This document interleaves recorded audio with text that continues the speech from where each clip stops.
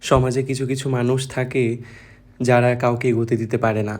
তারা হয়তো নিজেরাও নিজেদের জীবন এগোতে পারেনি, তারা কাউকে এগোতে দেখলে তাদের মনে কষ্ট হয়। জানি না তাদের মনে কী বা হয়।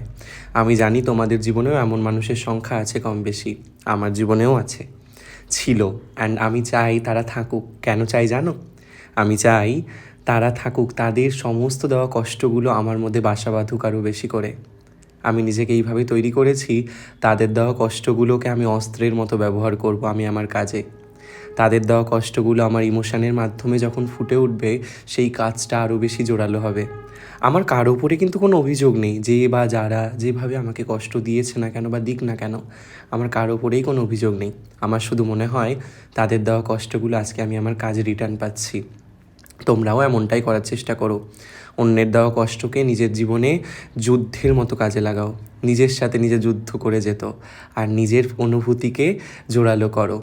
কষ্টগুলো যেন তোমার কাছে জায়গা না পায়, সেই কষ্টগুলোকে অস্ত্রের মতো ব্যবহার করো। যাকগে, অনেক কথা বলে ফেলেছি। আজকে আমি রান্না করেছিলাম শীতের সবজি দিয়ে পাবদা মাছের ঝোল। পাবদা মাছ ছিলই না আজকে, মাছই কম ছিল ফ্রিজে, করে ফেলেছিলাম আমার মতো করে। আর করেছিলাম মোরলা মাছের ঝাল, যেটা আমার পছন্দের একটি রান্না, মায়ের রান্না।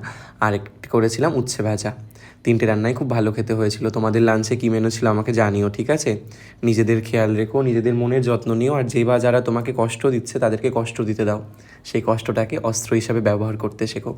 জীবনে আর কষ্ট থাকবে না এতে। নিজেদের প্রতি যত্নশীল হয়েও, মনের যত্ন নিও। ততক্ষণের জন্য টাটা, কেমন? আমি আসি তবে।